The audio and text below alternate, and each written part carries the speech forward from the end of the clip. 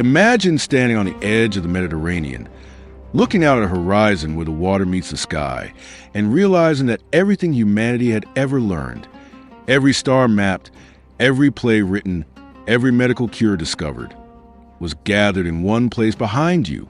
Now, imagine watching it burn. For centuries, we have been haunted by a single, terrifying question. How did humanity manage to lose its collective memory? We often tell ourselves a simple story of a great fire, a single catastrophic day where flames swallowed the wisdom of the world, setting civilization back 1,000 years. But the truth is far more complex, far more human, and arguably far more tragic. Over the next 20 minutes, we are going to peel back the layers of myth to reveal the reality of the great Library of Alexandria. We will walk the halls where the circumference of the earth was first measured, uncover the ruthless tactics used to steal the world's books, and finally, solve the mystery of who or what really destroyed the greatest archive history has ever known. To understand the end, we must understand the audacious beginning. Asking ourselves why anyone would attempt such an impossible feat to dream began not with a scholar, but with a conqueror. Alexander the Great reshaped the map of the ancient world with the sword, but it was a successor, Ptolemy I, who understood that true empire required domination over the mind. In the 3rd century BCE, upon the sandy Egyptian coast, the Ptolemaic dynasty did not just build a library. They built a machine for intellectual monopoly. They didn't simply want some books. They wanted all of them. This wasn't a passive collection. It was an aggressive campaign for total knowledge. How did they fill these shelves? The stories of their acquisition methods reveal a ruthlessness usually reserved for war. Consider the famous decree regarding the ships of the library. By royal order, any ship docking in Alexandria was searched, not just for contraband, but for scrolls. If a book was found, it was seized, taken to the library, and copied by an army of scribes. The library kept the original, and the unhappy owner was given the copy. This insatiable hunger went even further. Ptolemy III famously borrowed the original official text of the great tragedies of Aeschylus, Sophocles, and Euripides from Athens, pledging a massive fortune as collateral for their safe return. Once he had the originals, he happily forfeited his deposit, keeping the treasures and sending the Athenians mere duplicates. It was state-sponsored theft on a grand scale, all to ensure that Alexandria became the brain of the world. To truly grasp the magnitude of this project, we must step away from the politics and walk into the light of the library's golden age. Imagine, for a moment, that you are a scholar arriving in Alexandria in the 2nd century BCE. You do not just enter a building. You enter a city within a city. The library was part of the larger Malsion, a complex that resembled a modern university campus more than a silent archive. There were covered walkways for debates, botanical gardens filled with exotic plants from India and Africa, and a communal dining hall where the greatest minds of the age ate together at the expense of the king. It was here, over wine and bread, that the rigid boundaries between disciplines dissolved. A mathematician could argue with a poet. An astronomer could trade theories with a geographer. This cross-pollination of ideas was the library's true engine of innovation. It was here that Eratosthenes, without ever leaving Egypt, calculated the circumference of the earth with breathtaking accuracy, missing the true figure by only a few hundred miles. It was here that the frantic genius of Archimedes may have invented the water screw. Walking through these colonnades, you would hear the hum of Greek, Egyptian, Hebrew, and Persian voices, a melting pot of ideas that created the intellectual foundation of Western civilization. But with 500,000 scrolls, the sheer volume of information posed a terrifying new problem. How do you find anything? This challenge introduced one of the unsung heroes of Alexandria, a man named Callimachus. Before him, libraries were chaotic piles of texts. Callimachus created the Pinox, a monumental 120-volume catalog that was effectively the world's first search engine. He didn't just list books. He organized them by genre, verified their authors, and even included biographical notes and critical analysis. He created the very concept of bibliography. Because of him, the library became a usable brain rather than a hoarding pile of memory. While Callimachus organized the mind, others were mapping the body. We often think of modern medicine as a recent invention. Yet in the anatomical halls of the library, Herophilus and Erasicidus were performing dissections that would not be matched for another 1,500 years.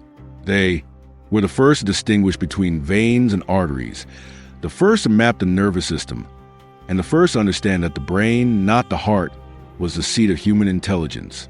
However, it is a chilling historical irony that while they advanced human knowledge, they were accused by later Roman writers of performing vivisections on living criminals provided by the king.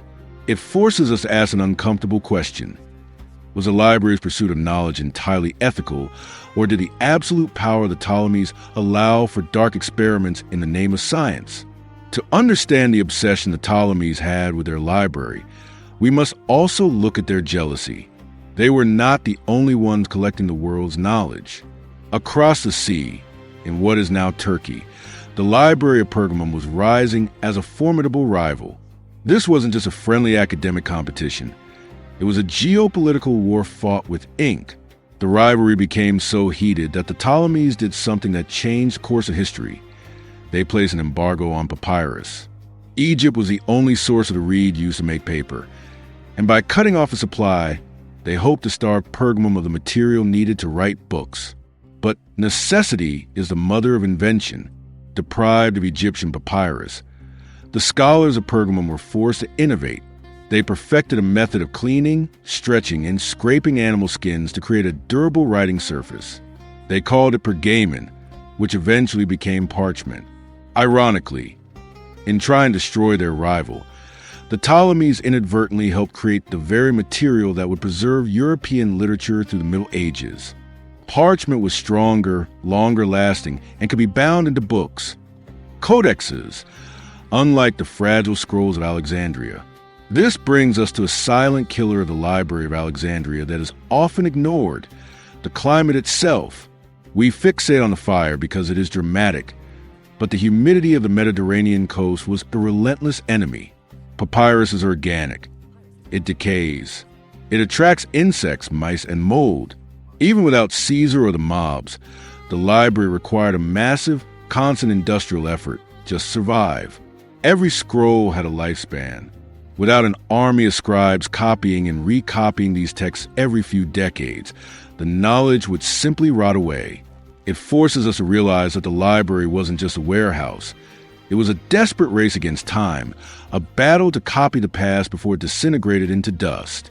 So, where did it go? Why is the site of this wonder now nothing but dust and modern concrete? The mystery of the destruction is often pinned on a single suspect, Julius Caesar.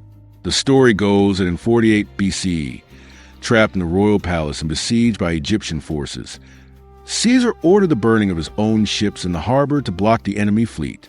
The fire, carried by the wind, leaped from the mast to the docks and then to the warehouses, allegedly consuming the library. It is a dramatic, cinematic image, the great Roman carelessly torching the world wisdom. However, history tells us this is not the whole truth. If the library had been totally destroyed by Caesar, how did the geographer Strabo work there decades later? The tragic reality is that the Library of Alexandria did not die from a single heart attack.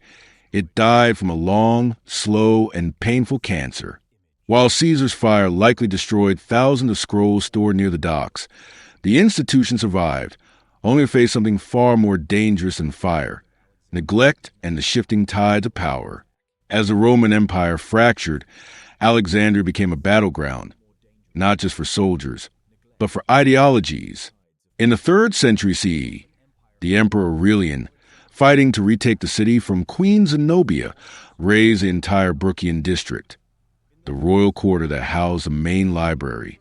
This was likely the true moment the main collection shattered. It wasn't a targeted burning of books, but the collateral damage of a brutal civil war. The great halls were smashed, the scholars scattered, and the papyrus left to rot in the rubble. Yet, a daughter library remained at the Serapeum, a temple located in a different part of the city. Here, the final chapter of the tragedy played out. And this time, the motive was not war but religious zeal. In 391 CE, the Emperor Theodosius ordered the destruction of pagan temples. Theophilus, the Bishop of Alexandria, led a mob to the Serapeum. They weren't interested in the scientific value of the scrolls. They saw only symbols of the old, pagan world. The temple was sacked, and the last remnants of the great collection were likely destroyed or dispersed in the fervor. This era of decline culminated in the life and death of Hypatia. Living in the 4th century CE, Hypatia is the human face of the library's final era. She was not merely a librarian. She was a superstar of the intellectual world, a mathematician, astronomer, and philosopher who taught pagan and Christian students alike. In a city increasingly torn apart by religious riots, she stood as a symbol of the old, inclusive way of thinking. She represented the idea that reason could coexist with faith. But in 415 CE, the atmosphere in Alexandria had turned toxic. The political feud between the imperial prefect and the Bishop Cyril spilled into the streets, and Hypatia was caught in the crossfire. Rumors were spread that she was a witch, a hinderer of reconciliation, a relic of a pagan past that needed to be erased. One day in March, a mob led by a frantic lector named Peter dragged her from her carriage. They took her to the Caesareum, a church that had once been a temple, and brutally murdered her. The death of Hypatia is often cited as the symbolic end of the Library of Alexandria. While the buildings may have stood for some time longer, the spirit of the institution, the safety to question, to debate, and to learn without fear, died with her. It marked a moment when the why and how of scientific inquiry were silenced by the who and what of political and religious identity. The scholars who remained began to flee, taking their scrolls and their knowledge to Athens, to Constantinople, and eventually to the rising cities of the Islamic world. There is one final legend, often debated by historians, involving the Muslim conquest of Alexandria in 642 CE.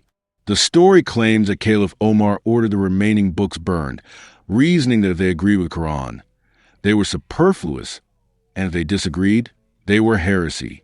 While this account is widely considered by modern scholars to be a later fabrication designed to slander political enemies, its persistence reveals our deep need to assign blame, to find a specific moment where the lights went out. For over a millennium, the location of the Royal Library was a mystery, buried not just by history, but by the earth itself. A series of massive earthquakes and tsunamis in the 4th and 8th centuries sent the royal quarters of Alexandria, including the likely site of the original library, sliding into the sea. For centuries, the waves of the Mediterranean rolled over the ruins, hiding the secrets of Cleopatra and Ptolemy in the murky depths. But in the 1990s, the story took a breathtaking turn. Underwater archaeologist Frank Gaudio and his team began mapping the submerged harbor. Emerging from the gloom of the silt were colossal statues, sphinxes, and granite blocks inscribed with hieroglyphs. While they have not found the books, papyrus cannot survive underwater. They found the world that housed them. They found the stone faces of the rulers who ordered the books to be written.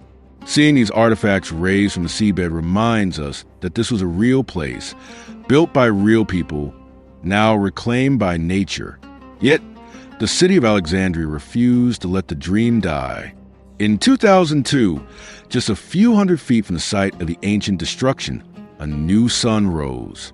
The Bibliotheca Alexandrina was inaugurated, a massive, modern disk of glass and stone, tilting toward the sea like a second sun rising. On its granite walls, letters from every known alphabet in human history are carved, symbolizing the unity of knowledge. This modern cathedral of learning holds millions of books, a planetarium, and digital archives. It is a defiant statement against the fires of the past.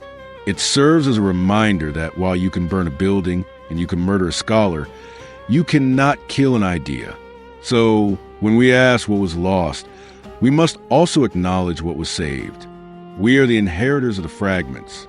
The destruction of the library was not the deletion of knowledge, but its fragmentation. As Europe fell into the Dark Ages, the texts of Alexandria found a new home in the East. In Baghdad, During the 8th century, the House of Wisdom was established, explicitly modeled on the Great Library. Muslim scholars, desperate to recover the wisdom of the ancients, launched a massive translation movement. They didn't just save the Greek texts, they refined them. Centuries later, this knowledge completed a great circle, filtering back into Europe to spark the Renaissance. As we stand in the shadow of a new library, looking out at the same sea that Caesar sailed, we are left with a profound sense of responsibility. The story of the Library of Alexandria is not a fairy tale about magic building. It is a warning. It warns us how easily knowledge can be lost to arrogance, war, religious intolerance, and simple neglect. We estimate that we lost 99% of the records of ancient history. Imagine if 99% of our internet, our science, and our history were wiped out tomorrow. What would the future know of us? They might find fragments, a single hard drive, a few plastic artifacts. They would tell stories about a great digital age that vanished in a flash. The Library of Alexandria teaches us that knowledge is not a permanent inheritance. It is a fragile flame that must be guarded, tended, and fueled by every generation. We are the new guardians. If this journey into the lost world of Alexandria sparked your curiosity, please help us keep the flame alive. Click the like button, subscribe, and share this video. And I have a challenge for you in the comments. In our digital age, what do you think is the greatest threat to our modern library? Is it a solar flare, a cyber war, or simply our own loss of interest in the truth? Let me know your thoughts below. I'll see you in the next video.